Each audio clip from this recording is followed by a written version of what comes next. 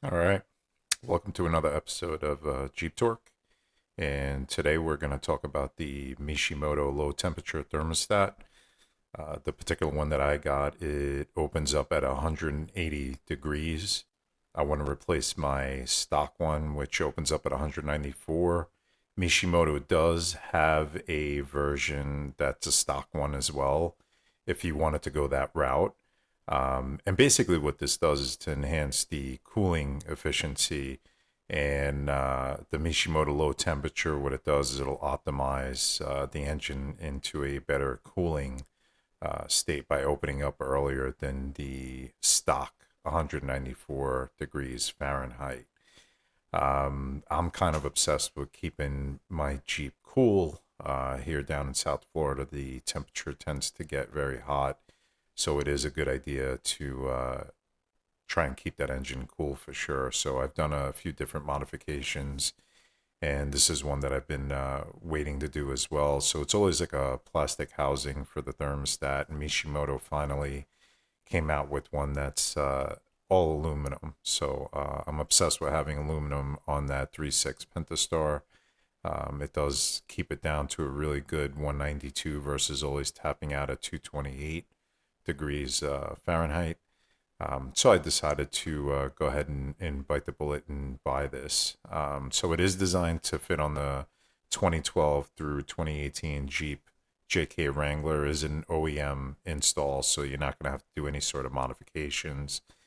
You need to make sure that you do have something to catch all that fluid, and you're going to have to bubble the system out for sure. At least I recommend that. Don't just install this thing and then not bubble it and have some issues later on within your engine. Not a good idea. Um, so with that being said, I'll just show you what it looks like. This is pretty much it here, and you could pick it up for around 112 bucks, as you see here. I do like to use extremeterrain.com, so a shout out to those guys.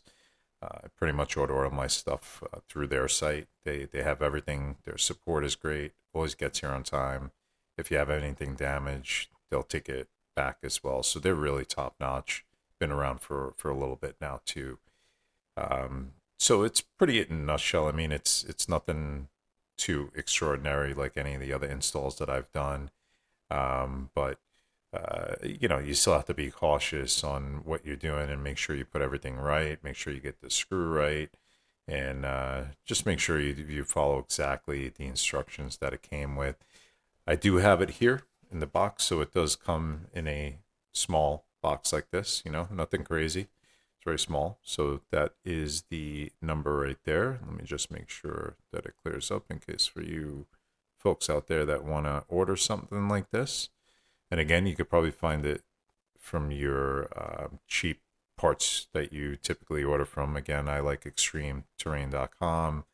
I do use quadratech.com. I think I'm pronouncing that right, but they're another one that I use. But really, my go-to is always extremeterrain.com. So we're going to go ahead and open this thing up, and I'll show you guys. It always comes with a really cool packaging on it as well. It'll have the Mishimoto logo all over it, and it does come in with the bubble wrap on it.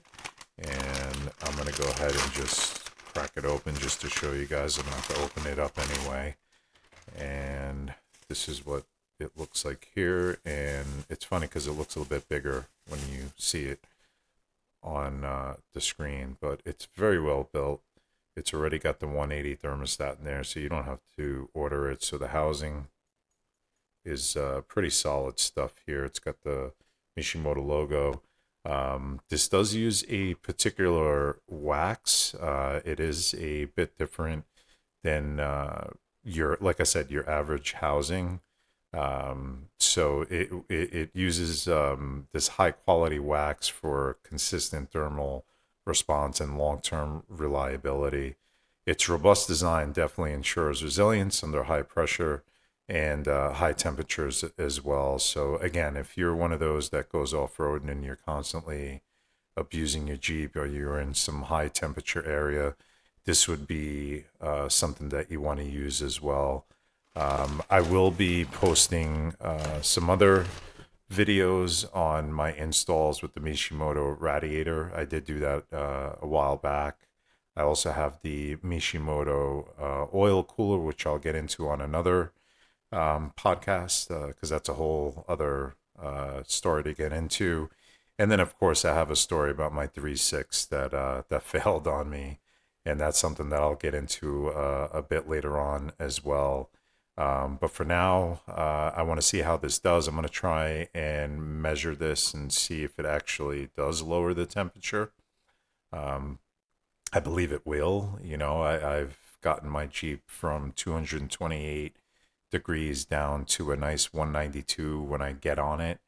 It'll climb up to 198, but I have some particular things that I did to it to keep it at that temperature. So it's been working out really well with that. So I'm really excited to get this going. Again, you're going to have to drain the fluid a little bit. You don't have to drain it, but some's going to come out as you pull out the your hose from your existing thermostat.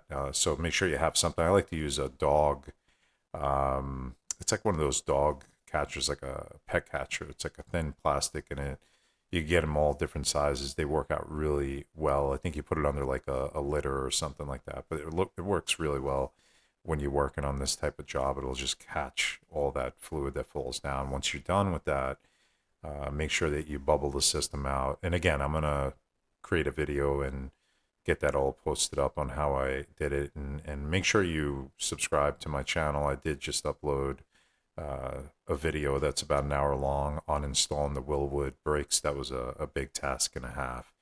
So again, thank you for coming to watch, and be on the lookout for my next video on the Mishimoto Low Temperature install. So appreciate it.